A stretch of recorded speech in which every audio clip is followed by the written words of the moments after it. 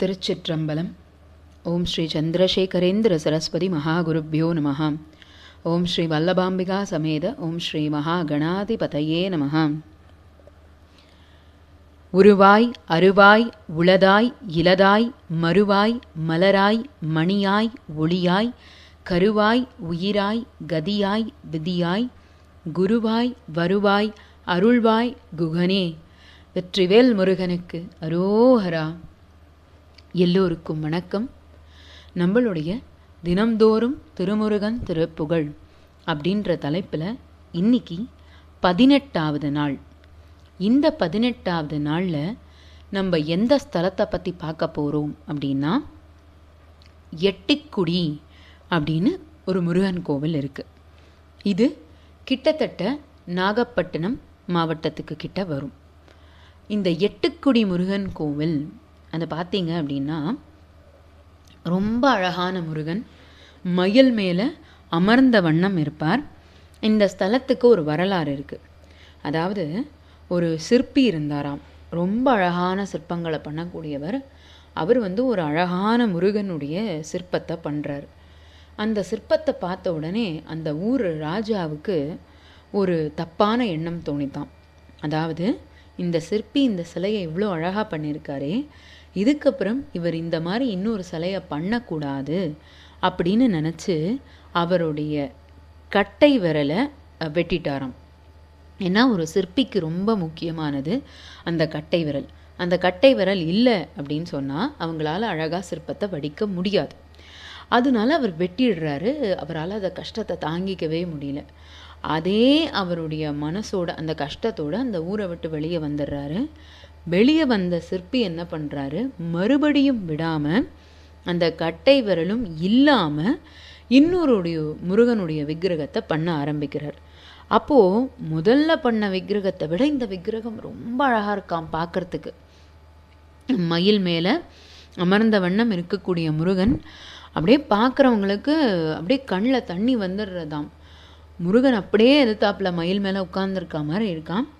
அப்போது அந்த ஊர் ராஜா, அதாவது இப்போ வேறு முதல் ஊரை விட்டு வெளியே வந்தார் இல்லையா, அப்போ அந்த ஊர் ராஜா என்ன பண்ணுறார், அங்கே வரார்.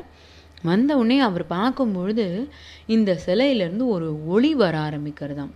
அதை பார்த்து அந்த ஒளி வர ஆரம்பித்த அந்த நேரத்தில் என்ன ஆகுது அப்படின்னா, இந்த முருகன் மயில் மேலே உட்கார்ந்துருக்கிற மாதிரி இருக்கக்கூடியதான இந்த சிலைக்கு, அதாவது குறிப்பாக சொல்லணும்னா அந்த மயிலுக்கு உயிர் வருது. மயில் பறக்க ஆரம்பிக்குதாம். மயில் பறக்க ஆரம்பித்தோடனே அதை பார்த்துட்டு இருந்த அந்த ராஜா அந்த மயிலை எட்டிப்பிடி அப்படின்னு சொன்னாராம். வீரர்களும் எட்டி குதித்து அந்த மயிலை பிடிக்கும் பொழுது அந்த மயிலுடைய கால்கள் சிறிதளவு சேதமடைஞ்சிடுறது. அதனால மயில் மறுபடியும் கருங்கல் விக்கிரகமாகவே மாறிடுறதாம். அதுதான் எட்டுக்குடி முருகன் கோவில் இருக்கிற முருகனுடைய விக்கிரகம். இந்த எட்டிப்பிடி அப்படின்றது தான் மருவி எட்டுக்குடி அப்படின்னு ஆயிருக்கு. அதுதான் இந்த எட்டுக்குடி முருகன் கோவில். இந்த முருகன் கோவிலில் இந்த கட்டை விரலே இல்லாமல் இவர் பண்ணார் இல்லையா. இப்போ என்ன ஆகுது அப்படின்னா, இதை இந்த ராஜா என்ன பண்ணிடுறான் அப்படின்னா, முதல் ராஜா அவருடைய கட்டை விரலை வெட்டிட்டார். இரண்டாவது இந்த ராஜா என்ன பண்ணுறார் அப்படின்னா, அவருடைய கண்களை நீக்கிடுறார். கண்களை நீக்கினோடனே கண்களும் இல்லை, கட்டை விரலும் இல்லை. ஆனாலும் மனம் தளராத இந்த சிற்பி மறுபடியும் இன்னொரு ஊருக்கு போய் மறுபடியும் முருகனுடைய விக்கிரகத்தை பண்ண ஆரம்பிக்கிறார். இந்த வாட்டி 2 இடத்துலையும் இல்லாத அளவுக்கு அவ்வளோ அழகாக இருக்காம். அப்படியே ரொம்ப தத்ரூபமாக இருக்க, உயிரோட்டம் நிறைந்ததாக இருக்காம் அந்த சிலை. அதை பார்க்குறவங்களுக்கு அவ்வளோ பாராட்டுறாங்களாம். அப்பா முருகன் இவ்வளோ அழகாக இருக்கானே, இவ்வளோ அழகாக இருக்கானேன்னு பார்க்கும்போது அந்த சிற்பிக்கு ரொம்ப வருத்தம். முருகா, எனக்கு கண்ணும் தெரியல, கட்டை விரலும் இல்லை, ஆனாலும் உன் பேரில் கொண்ட ஆசையில் இந்த சிலையை நான் பண்ணியிருக்கேன். எல்லாரும் அழகாக இருக்குன்னு பாராட்டுறாங்க.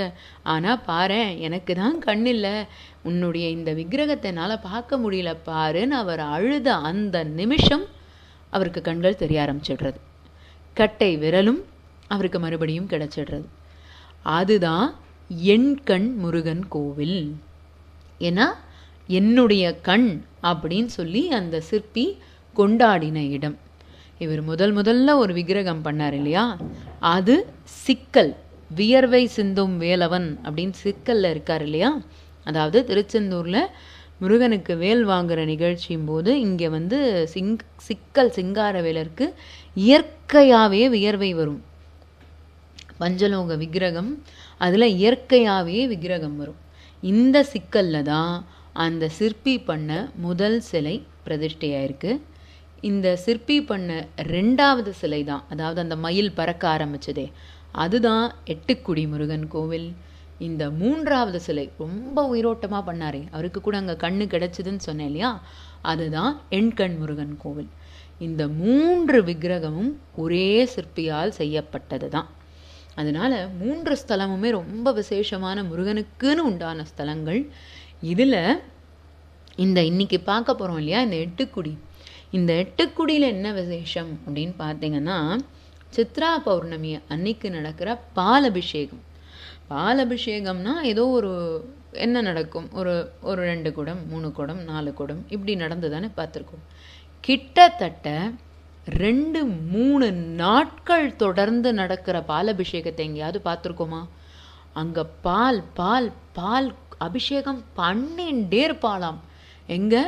இந்த எட்டுக்குடி முருகன் கோவிலில். அவருக்கு எவ்வளவு பால் அபிஷேகம் தான் பண்ணுவான்னு தெரியாதாம், கணக்கே கிடையாது. லட்சக்கணக்கில் பக்தர்கள் கூடுறதும், எவ்வளவு அண்டாவா, அதாவது இடைவெளியே விடாமல் எப்படி தான் அங்கே நடக்குமோ தெரியாது. கிட்டத்தட்ட 2-3 நாட்கள் நடக்குமாம் சித்ரா பௌர்ணமியை விட்டு ஒரு பாலபிஷேகம். அங்கே அந்த சார்பில் அந்த கோவில் குருக்களே வந்து, அடியனுக்கு அந்த கோயிலை போகிற பாக்கியம் கிடச்சிது. அப்போ அந்த கோயில் குருக்களே பேசியிருக்கார். அதனுடைய காணொலியும் நான் என்னுடைய இந்த யூடியூப் சேனலில் உங்களுக்கு அப்லோட் பண்ணுறேன். அவர் என்ன பேசியிருக்கார், அந்த எட்டுக்குடி பற்றி எப்படி பேசியிருக்காருன்றதை நீங்கள் கேட்டே தெரிஞ்சுக்கலாம். இப்போது இன்றைக்கி நம்மளுடைய திருப்புகழை பார்க்கலாம். திருப்புகழ் ரொம்ப சின்னதாக இருக்கணும் அப்படின்றதுக்காக நானும் தேடி எடுத்துன்னு இருக்கேன். அதில் இந்த எட்டுக்குடி திருப்புகழ் எனக்கு அந்த எட்டுக்குடி சுப்பிரமணிய சுவாமி அனுகிரகத்தில் கிடச்சிருக்கு. இப்போ இதை படித்து காட்ட போகிறேன். எப்பவும் போல் 2 தடவை படிக்க போகிறேன், பார்த்துட்டே வாங்க.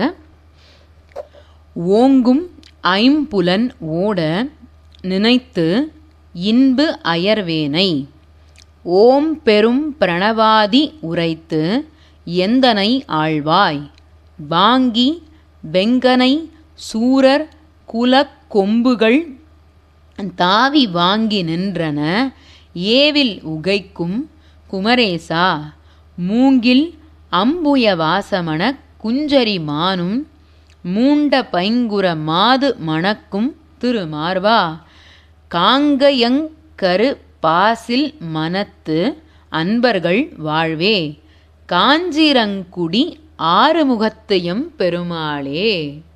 இதுதான் இந்த திருப்புகழ். இதில் இந்த காஞ்சிரங்குடின்னு வருது இல்லையா, அதுதான் இந்த எட்டுக்குடி. எட்டுக்குடிக்கு இங்கே சொல்கிற இன்னொரு பேர் தான் இந்த காஞ்சிரங்குடி அப்படின்றது. இப்போ இந்த திருப்புகழை இன்னொரு தடவை படித்து காட்டுறேன். ஓங்கும் ஐம்புலன் ஓட நினைத்து இன்பயர்வேனை, ஓம் பெரும் பிரணவாதி உரைத்து எந்தனை ஆழ்வாய், வாங்கி வெங்கனை சூரர் குலக் கொம்புகள் தாவி வாங்கி நின்றன, ஏவில் உகைக்கும் குமரேசா, மூங்கில் அம்புய வாசமண குஞ்சரி மானும், மூண்ட பைங்குற மாது மணக்கும் திருமார்பா, காங்கயங்கரு பாசில் மனத்து அன்பர்கள் வாழ்வே, காஞ்சிரங்குடி ஆறுமுகத்தையும் பெருமாளே. இதுதான் இந்த திருப்புகழ். இந்த திருப்புகழை நீங்கள் முருகப்பெருமான, அதாவது இந்த எட்டுக்குடி மயில் மேலே உட்கார்ந்துருந்தார், மயில் கூட பறந்ததுன்னு சொன்னேன் இல்லையா, அதனால அவரை நல்லா மனசார பிரார்த்தனை பண்ணிட்டு, ஏன்னா 6 முகங்களோட 12 கைகளோட சும்மா ஜம்முன்னு உட்கார்ந்துருப்பார். அந்த மயில் மேலே அவர் உட்கார்ந்துருக்கிற அழகை பார்க்கணும். அந்த அழகை பார்த்தாலே நமக்கு கண்கள் கோடி வேணும். அவரை நல்லா பிரார்த்தனை பண்ணிட்டு இந்த திருப்புகழை படிங்க. கண்டிப்பாக உங்கள் எல்லாராலையும் படிக்க முடியும். நாளை வேறொரு திருப்புகழுடன் மீண்டும் சந்திப்போம். திருச்சிற்றம்பலம். நன்றி, வணக்கம்.